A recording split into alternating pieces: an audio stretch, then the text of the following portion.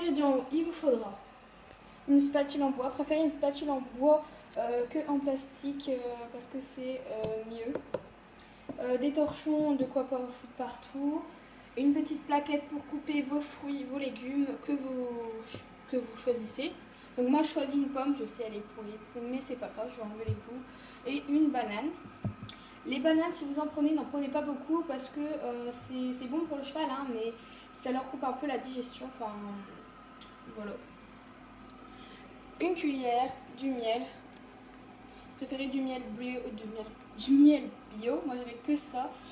Et il a l'air d'être bien, donc voilà.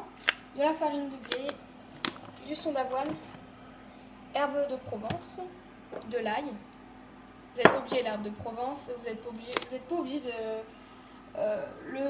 le truc qu'il faut absolument, c'est des fruits et des légumes et de la farine, de l'eau. L'ail c'est très bon pour le cheval, le son d'avoine aussi. Herbe de Provence, j'ai entendu dire on pouvait en mettre, donc je vais en mettre juste une pincée. Du miel c'est très bon pour le cheval. Et aussi un verre mesureur. Au lieu du miel vous pouvez mettre du sucre. Donc voilà. Bien sûr, il faudra une plaque de cuisson avec du papier sulfurisé et du papier cuisson. Et aussi, il vous faudra bien sûr un récipient, donc normal, assez grand. Le plus grand vous trouvez parce que comme ça, vous n'en foutrez pas partout s'il est trop petit, etc. Donc maintenant, on va tout de suite commencer. Donc tout d'abord, on va commencer à mettre la farine, etc. Donc, on va mettre la farine. Donc, alors, moi je mesure à l'arrache, franchement, je vais mettre. Bon, je sais pas. Je sais pas ce que je vais mettre. Je vais mettre à peu près ça. Vous le faites comme vous le sentez. Moi je mets ça. Après, on le garde parce que si c'est trop collant, etc. Donc, pour le son d'avoine, mettre ça. J'en remettrai peut-être après parce que c'est bientôt fini. Donc là je mets que ça, donc je vais mélanger pour que ça.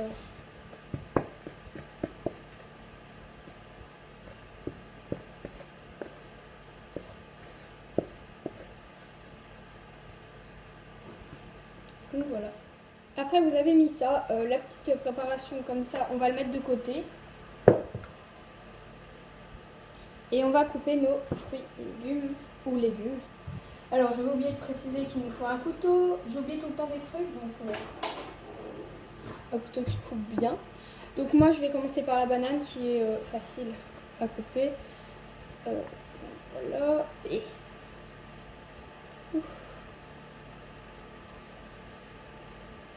hop, voilà. Donc, pour la banane, vous coupez en tout petits morceaux.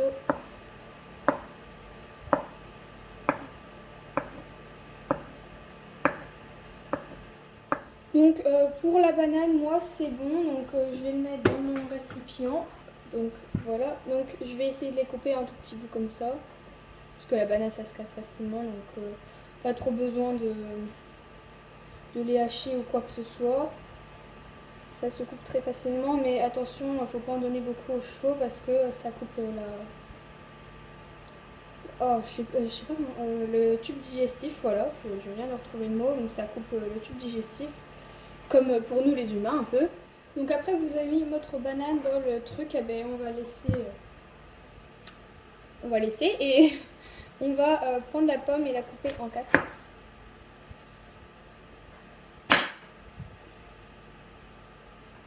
Comme ceci. Après on va la couper, je vais la couper un peu en deux comme ça là. Je vais essayer de faire des petits quartiers. Alors, j'ai pris un truc comme ça. Alors, je sais pas si ça marche avec une pomme.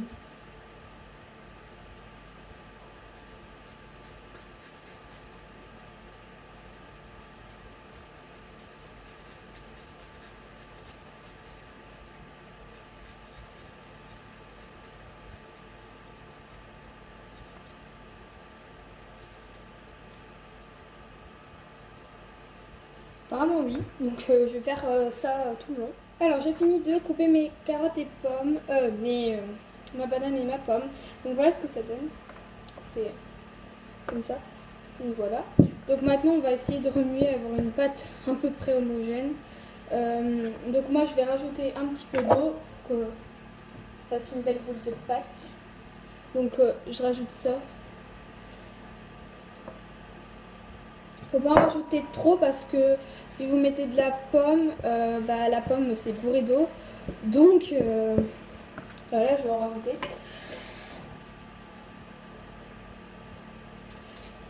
Je sais mettre ça. De toute façon, si vous mettez trop d'eau, vous avez toujours un petit peu la farine à côté de vous.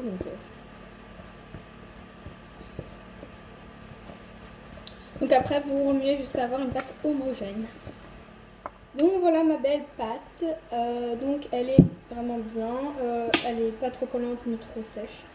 C'est bien.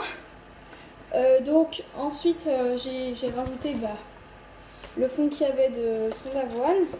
Et j'ai rajouté beaucoup de farine parce que ça collait extrêmement. Donc après vous avez une belle pâte. Vous allez tout simplement... Alors je vous montre après, je le fais. Alors, déjà à l'intérieur, vous allez en fait, votre pâte, vous allez la faire un petit rond au milieu et mettre de la farine parce que ça risque de coller un petit peu. Voilà. Donc après ça, vous allez mettre... En fait ça fait comme ça.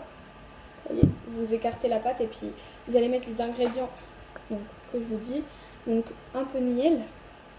Donc je le mets au-dessus pour voir, pour que vous voyez la quantité que je vais mettre. Donc j'en mets comme ceci. Voilà. Alors un petit peu d'ail. Voilà. Et un petit peu d'herbe de Provence.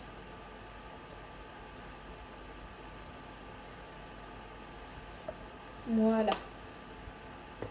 Après ça, vous refermez la pâte. Et puis vous allez la malaxer pour que tout le contenu qui est dedans va se répandre dans toute la pâte. Qu'il n'y ait pas qu'un côté qui a par exemple l'herbe de Provence, l'autre il a ça, l'autre il a ça. Voilà. Donc je vais remettre de la farine à chaque fois parce que ça colle extrêmement.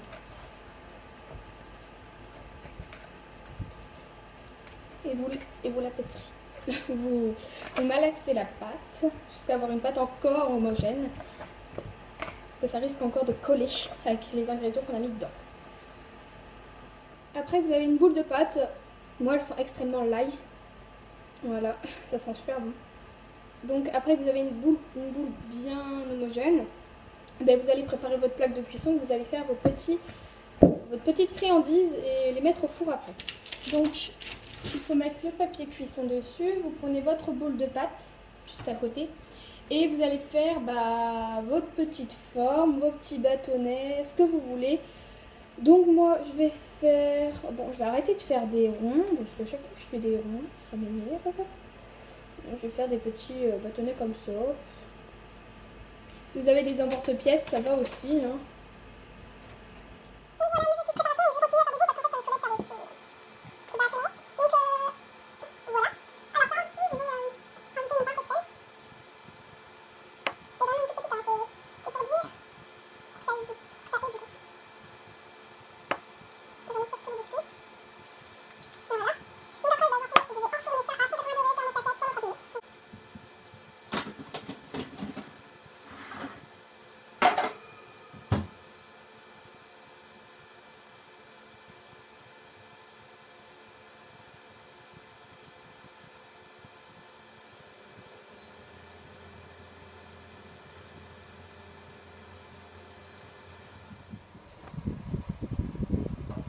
Maintenant, vous n'avez plus qu'à laver si votre mère est fan du ménage comme moi.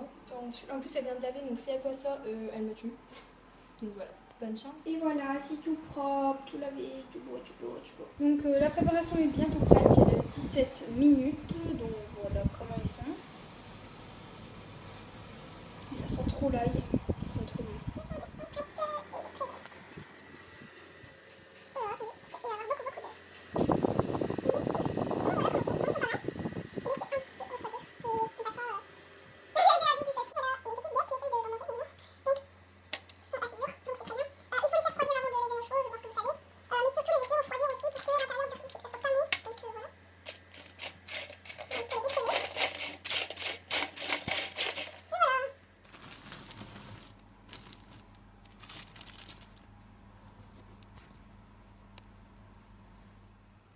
Et voilà tout le monde, j'espère que cette vidéo vous aura plu. J'espère que ces petites friandises plairont à vos chevaux, vos petits équidés et même aux ânes. Donc voilà, personnellement c'est la recette que j'ai le mieux fait dans toutes mes friandises. Ils sont bien durs. Bon là ils sont mous parce que voilà, faut que ils refroidissent. Laissez bien refroidir, comme ça ils seront bien durs. Pour les chevaux ça sera le meilleur pour eux. Que ça soit pas mou à l'intérieur parce que c'est dégueulasse sinon. Donc voilà, j'espère que cette vidéo vous aura plu. N'hésitez pas à mettre un j'aime, un commentaire, à partager la vidéo et surtout à vous abonner. Gros bisous.